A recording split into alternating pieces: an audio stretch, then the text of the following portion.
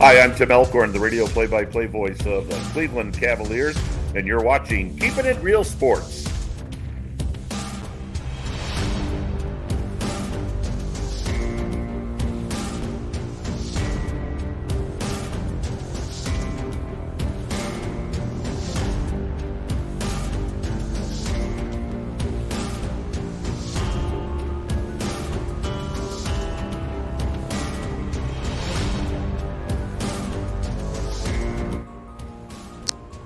Hey, Taylor Rapp here from the LA Rams.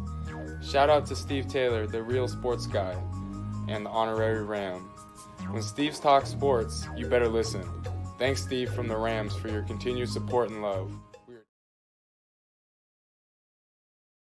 With Prince Bell, we rocking with Keeping It Real Sports, and we gonna be on this. We gonna be here a lot of times. I love the platform. Check in, it's the new wave. Like, follow, subscribe, and do all that good stuff.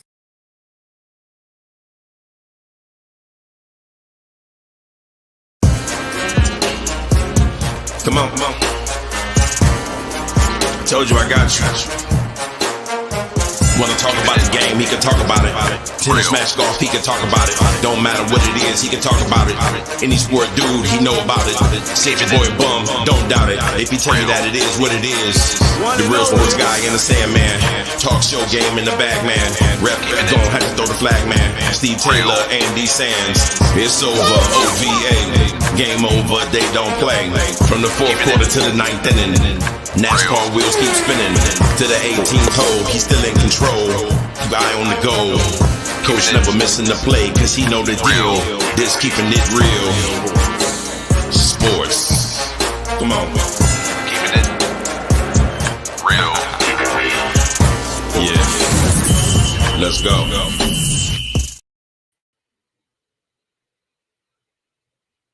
Edition of Keeping It Real Sports. I'm your boy, the real sports guy, Steve Taylor.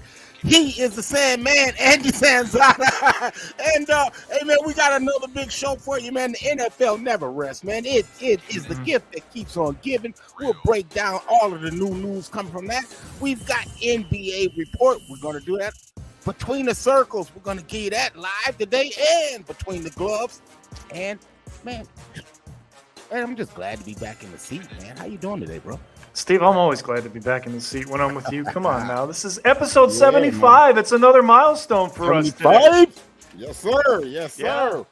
Well, we got a big show going, so let's... man, man, you know, man, we've had a lot of fun, man, and, man, let's just keep it rolling. So we're going to do what we call hot off the press.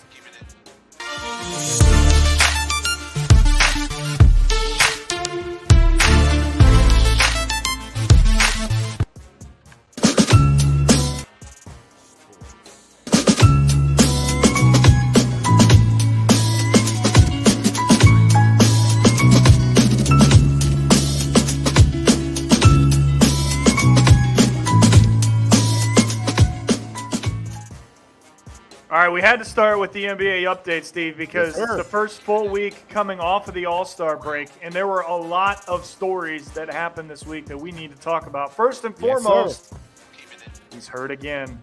Yeah, that's the whole thing.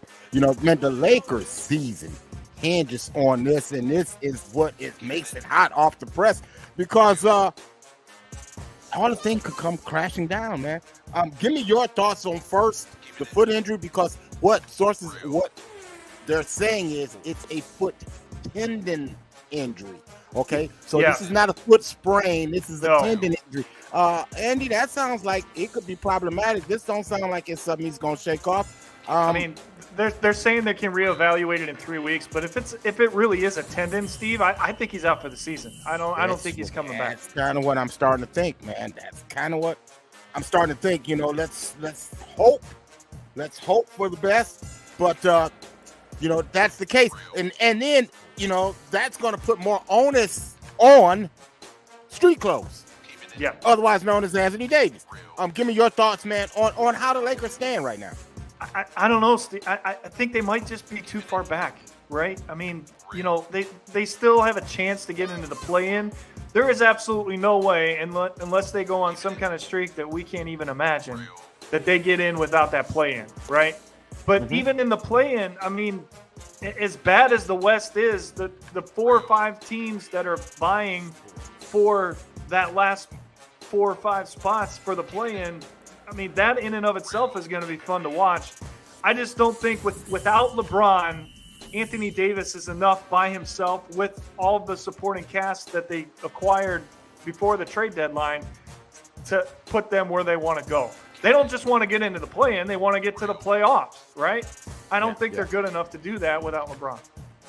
Well, I don't know, but I tell you, I like the lineup. I like the team that they have. They're really going to have to, they're only a game out of the play-in tournament. So let's get that out of the way. They're a game out, so they're in good shape. I like the makeup of the team. I think they're going to make it into the playoffs. If they do make it, man, they'll be a handful. They'll definitely be a handful. Well, not more of a handful than these guys, though, because it finally happened this week. Kevin Durant debuted with the Phoenix Suns, and they look pretty good considering he hasn't had a lot of time to really get a feel for how their offense and their rotations are going to go. But, Steve, we're talking about one of the best players ever. Just put him in there, and they automatically become a contender. Is there enough time, though, for them to figure this all out so they can go ahead and win a championship? Anthony, the only thing to figure out is the depth. The playbook of the Phoenix Suns is what Kevin Durant has done his entire career. Their entire offense is based off of pin downs, screens, and curls, okay? And flares. This guy does all of that extremely well. You don't have to draw up plays for him. He ought just run the offense, plug this guy in, he's going to get you 20. He got you 20 and 9 last night. The night before, he got 23. But what you're seeing is Devin Booker is getting wide open looks because he's drawing so much attention. So Devin Booker, the first game had 37. Well, last night he had 35. Okay? Mm-hmm. And that is called the direct Durant effect. And that's why when you asked me a few weeks ago when this happened, if Phoenix has to be the favorite in the West, that's why I said yes. Because it makes Booker better. And that's what makes them dangerous. You're absolutely right. But have you seen this team called the Denver Nuggets? I am tired of people sleeping on the Nuggets, folks, because I saw them last night answer the bell. Once again, Jokic is going to be your MVP once again for the 3rd time. All he does is make everything better. Listen, Jokic is like bacon. When you have bacon by itself, it's just ass. But if you put bacon on a sandwich, it's pretty darn good. If you put bacon in a salad, it's pretty darn good. When you put Jokic together with Jamal Murray and Michael Carter Williams and the rest of them snipers that they got, Aaron Gordon, it's pretty darn good. I'm just saying. Well, I mean, they are first in the West, so let's give them that. I know. Yeah. All right. But you know what? This was savage, but I loved every single minute of it, right? We talk about super teams, right? Look what Giannis said to KD after he joined the team. You keep joining super teams to win an NBA title. How about we work it out together? So sometime I can teach you how to carry a team on your own. Boom. Yeah, it was funny. Now let's put it in perspective, Andy.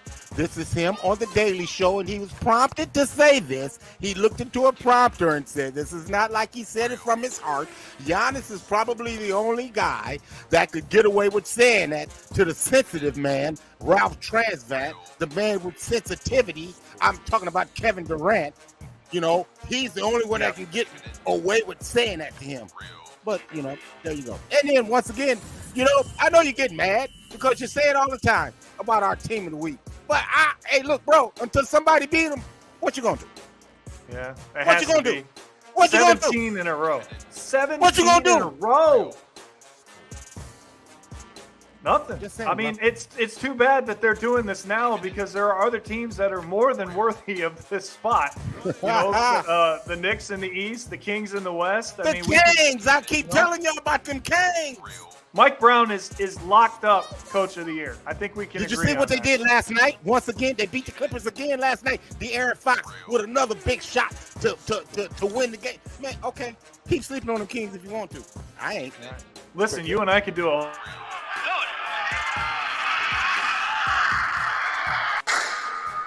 quick hitters. All right, Steve. Well, spring training started last week, as we talked about, right? But one of the biggest stories out of spring training wasn't just the rules. It was this. This is a major, I'm talking major blow to the Los Angeles Dodgers. Gavin Lux out for the season with a torn ACL, and it was just an innocent play, Steve. If you look at the video, if you look at the replay, he tried to dodge a double play being turned, and when he did that, his ankle rolled a little bit, but it rolled enough to pop the knee right out of the socket. So it's just tough to watch. You've done that. You know what that feels like. Yeah. Man, I tell you what else is tough to watch, man, is really what's starting to transpire, man, in Georgia with the potential number 1 pick in the draft. I'm talking about Jalen Carter. His draft stats now in question because of an accident that happened to occur on January 15th. Why did this float up under the radar? Probably because that was the same night that the young lady from Alabama was shot. That's probably why it flew under the radar. But now they're making a big deal of it. You're on a big stage, young man. Everything is magnified, even the boo-boos that you may have made. Let's just hope the best for this young man. You're right about that, but I think it affects his status. I don't think he goes number 1 now. I think that a lot of teams don't want to take that baggage on. I don't think he was going number 1 anyway. I think a quarterback is. We'll talk more about that, man, when we get into our NFL, our draft combine coverage of it. But oh, by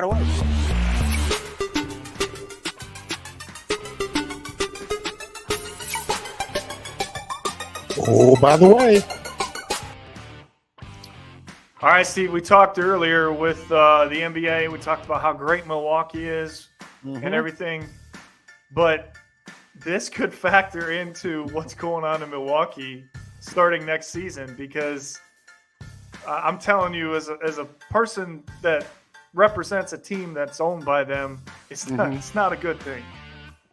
The Haslams are going to buy the Milwaukee Bucks for $3.5 billion. And there's only one reason, and one reason only, that price is that high, and it's Giannis. Okay, let me help you out on this one. They're buying 25% of the team for $3.5 billion. This sounds like another contract that they signed to some quarterback again. Okay, we're talking about 25% of the team for $3.5 billion. Now, keep in mind, the Phoenix Suns and the Phoenix Mercury was just bought by Matt Iba for $4 billion.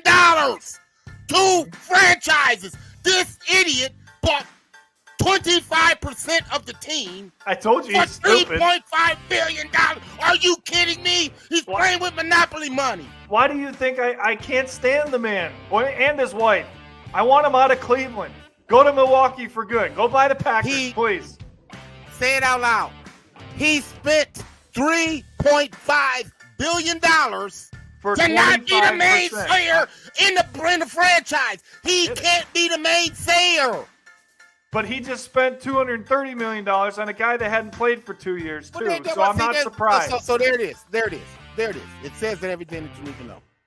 Oh, by the way. Hey, look. Yeah. Dan, there's your open. Yeah. So the WBC, the World Baseball Classic, man, is on the way, man. And look, what do you think about our dream team, Andy? What do you think, man? Do they have a chance? They do have a chance. I love this team. I love the lineup they've put together. I think the pitching staff is one of the best in the tournament. Steve, they got a real shot at winning this thing. For the first time in a long time, I think they did a great job of putting together this lineup. Okay. All righty. Hey, look, so let's hurry it up. Hurry up. Well, you talked about it earlier, the gift that keeps on giving, right? Yeah.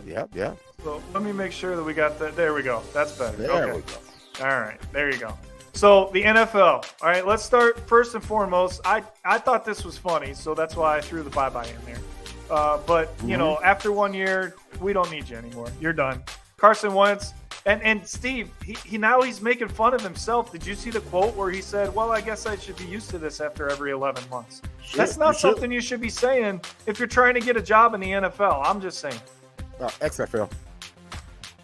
Well, that's where he belongs, to try to resurrect it.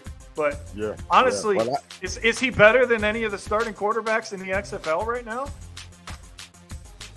remains to be seen. Yeah. Yeah, Exactly. Mariota's the other one that also was released this week too. Yeah, as yeah. Well. So And he I wasn't the only one. I think he's on his way to Miami. That's where I think he's going next. Yeah, USFL. I'm just saying. So man, the man's come out of hiding. He's come out of the damn dark. The man I'm talking about is Aaron Rodgers. And what are they doing? Well, they're airing it out in Green Bay. It sounds like he's out like a scout on a new route. It sounds like the Packers are done. Dude went for 4 days in the darkness to make a decision. He went into a damn dark hole, Andy. He went into a damn dark hole. Who does that? This guy's something else. I mean, Diva. Steve, these are the type of things that I think are hurting his legacy. I mean, have you ever seen the guy throw? Have you ever watched him throw the football? How effortless it is. It's one of the best pure throwers ever. Period. End of story. But all this nonsense, you can't put him on that list now. You just can't. Diva. By the way, I think his best chance of winning a Super Bowl is staying right where he's at because the NFC is weak. That's what I think. Okay. All right. Speaking of the NFC, what you got here? What? Man, I mean, some people just need to just shut up, man. Sometimes, man, drunk Uncle Marty shouldn't be talking, man. and Mike McCarthy, I mean, this nonsense that he makes on Kellen Moore. Well, Kellen Moore wants to light up the scoreboard. Well, isn't that the whole object of the game? Is to score points? I would think so. I want to You're rest an my offensive defense. coordinator. I'd like to rest my defense more. And what the hell are you talking about, man? You had a pretty damn good defense. Maybe if you knew how to snap a damn play, man, with 14 seconds on, maybe that. How about not getting so many penalties? I'm just saying, Yeah. So now, Mike McCarthy, you're calling out Kellen Moore, whose offense has only been second in the last 5 years to, let me think, Patrick Mahomes. Okay, now you're saying you're going to have a more efficient offense. You're on deck. We're watching. Well, I really thought we were done talking about Tom Brady. I really did. But your sources are telling you we're not. And here's why. I mean, this is realistic, Steve. They don't have a quarterback right now. It really is realistic. The question is, can they convince him that he can walk into a Super Bowl? Because that's what it's going to take for him to do it again and renege his comments about staying retired this time.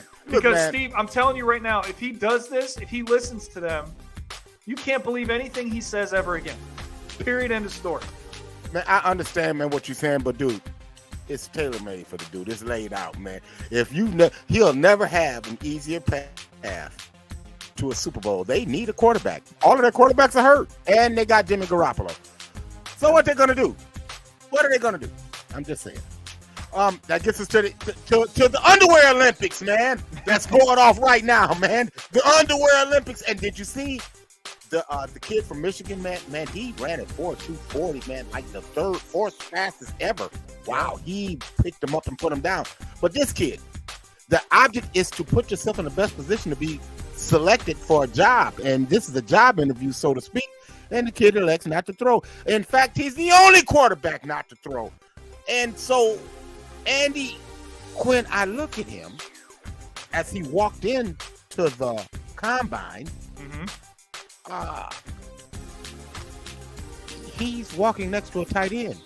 That doesn't look too big to me there. Yeah. He looks kind of small. Well, I mean, that's the one question about Bryce Young, right? It's his size. It's not his ability to throw the ball. It's not his ability to win big games. It's not his ability to read a defense. It's his size. And honestly, Steve, it's a big concern. Look at what has happened to all the quarterbacks in the last 4 years that have been undersized. They're either not in the league or they're a backup right now. That's a problem because they can't stay on the field. Here's the problem, Andy. The problem is the only two quarterbacks that have ever been drafted in the first round under 6 foot is Johnny Manziel and Kyler Murray.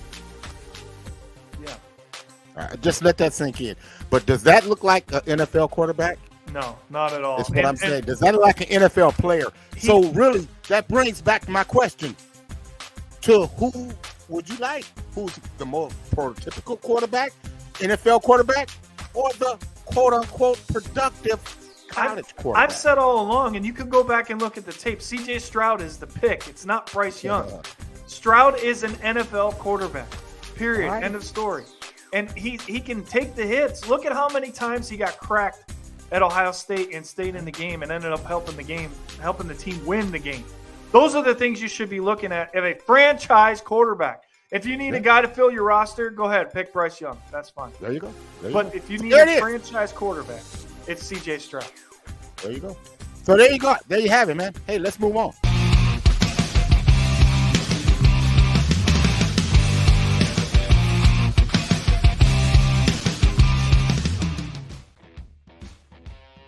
All right, partner, we got to do Between the Circles live today because we just had one of those weeks.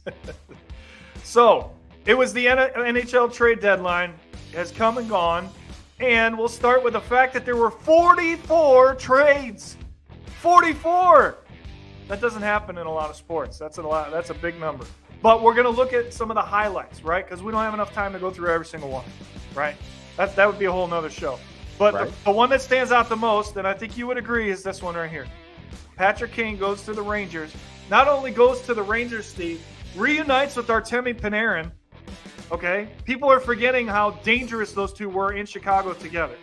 All right? And now he's not even on the first line. He's on the second line because you already went out and got Vladimir Tarasenko a couple of weeks ago. Yeah. This is a dangerous team, and they have to be an odds-on favorite in the East because of that lineup, and they have the best goalie or one of the best goalies in Igor Shesterkin. Watch out for the Rangers. They definitely took all their chips and put them to the middle of the table. The Rangers are all in. But you know who else is all in? And it's a team a lot of people aren't talking about for a Stanley Cup, but they should be. And it's the team across the water, New Jersey. This is a huge get for them, Steve. Timo Meier was one of the top 20 scorers in the NHL when he was in San Jose. But nobody knew about it because he was in San Jose. This guy is dangerous, and if they put him on the same line as Jack Hughes, I wouldn't want to play New Jersey. Question for me with them is, can their goaltending hold up?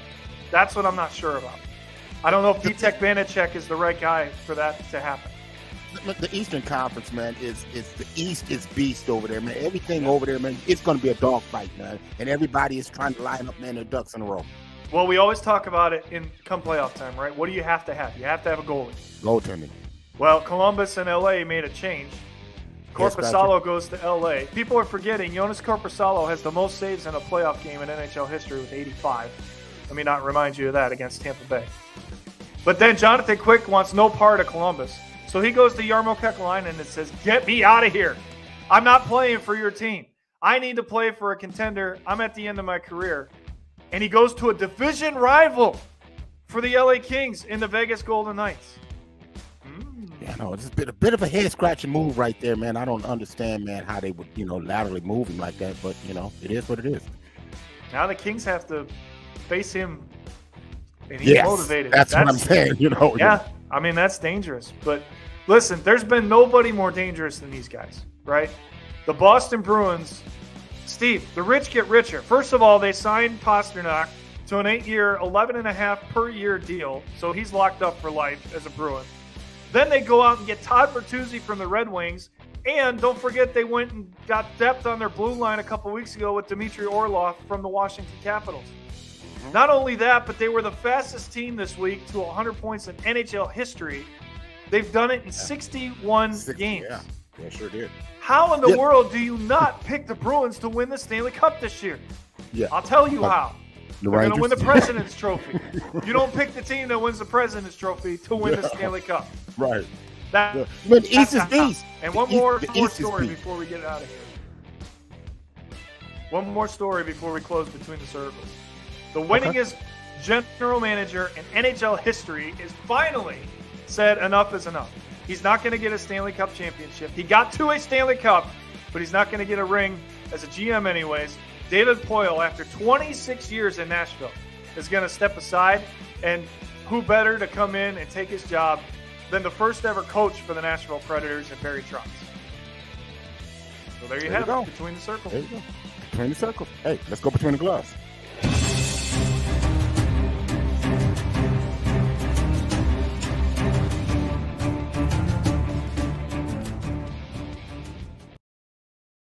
All right, Andy, when we go between the gloves, man, we have to go back to last Sunday, man, in Saudi Arabia, in Dubai, where we saw the the Tommy Fury and the Jake Paul fight, man, take place, man. And I tell you, man, it was a pretty compelling fight, man. I have to admit, I kind of like what I saw, man, in Jake Paul. Andy, truth be told, I had this thing dead even going into the final round, and I had it scored like one of the judges that scored it for Paul. But Paul showed a lot of ability to be able to not crack under the bright lights. I really like what he brought to the table. But Tommy Fury showed his ability to be able to box. He boxed for 8 rounds. The heavy punches were thrown by Paul. But Tommy Fury boxed, even though he had to get up off the deck. And he did that in the 12th round. But at the end result, man, he was the guy that had his hands held high, man. He was the victor, man. Via the split decision, there's definitely going to be a rematch, man. In this one, I'll pay to see it again. It was a big-time fight. I tell you what else is going to be a big...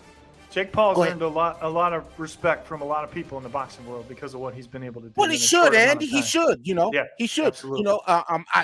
I saw him, take a pretty good punishment in that 4th round, but for him to withstand that and to come back and to be able to still be explosive, man, and throw explosive punches. What he learned, Andy, is he came into this fight with a fight plan, and he carried out his fight plan.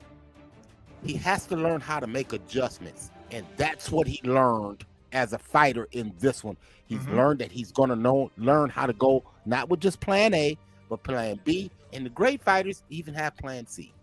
Well, speaking of great fighters, let's go over to the UFC now and take a look at this one.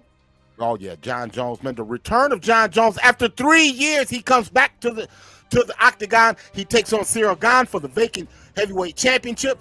John Jones put on 25 pounds. He was the light heavyweight champion. I mean, this is not going to be easy picking. Cyril Gane is a big-time puncher. And guess what?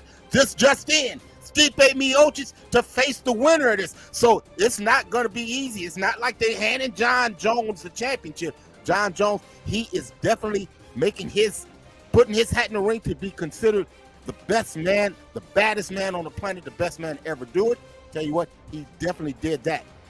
And then real quick to look at, man, while we're talking about boxing and everything, man, I'd be remiss if I didn't talk about this, man. Creed 3, man, come on, man. It's out. Man, get out and see it. I had a chance to go see it, man. Saw it with the Cumulus family, man, on the special screening on Thursday. It's a good fight. I love the storylines. I'm not going to run it. It's pretty good. I just say it like that. Go see it. Get out and see Creed 3. Are you surprised that Stallone wasn't in this one? No, because they passed the torch. And it's, it's a lot going on, and I'll tell you about that more so. But right now, what I'm going to tell you about is our top 5 teams. Let's do it.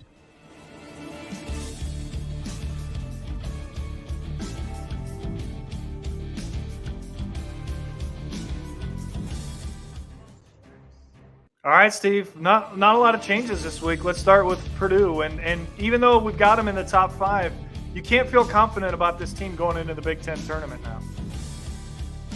Well, I mean, it's called life in the Big Ten, Andy. I mean, you can't punish them because, all of their losses are in the Big Ten. It's just what it is. Nobody outside of the Big Ten can beat them. All right. A lot of people are saying Bojorquez could be one of the candidates for Player of the Year because of what he's been able to help UCLA do. Man, look, the backcourt, man, is huge with them, man. Campbell and Jacquez, man, they combined for 40 points, 48 points the other night, man, just last night. They got 2 nights ago. They've got a big matchup today against Arizona. We're going to see how that plays out, but we got them at number 4. All right. Staying pat at number 3, it's Kansas. I mean, just quietly, just doing their thing, Steve. That's the defending champions. Well, right now Kansas is looking at a major matchup tonight against Texas. We're going to look how that. They're 3-7 against Texas in their last 10 games. They're going to have to figure out how to get it done on the road tonight. But we like Kansas at number 3. And Alabama stays right there at number 2. I think some of the controversy is starting to settle around Brandon Miller, and we can get back to talking about Alabama. Yeah. Man, Brandon Miller, man, one of the consensus players of the year.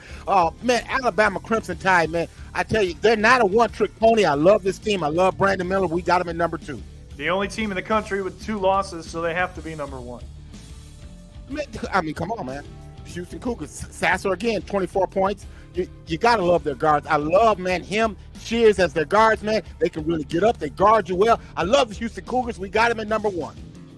All right, and before we go, we got one last thing, Steve, and it's we're staying with the theme of college basketball. Almost, not quite, but almost. Antoine Davis fell just short of Pete Maravich's all-time collegiate scoring record.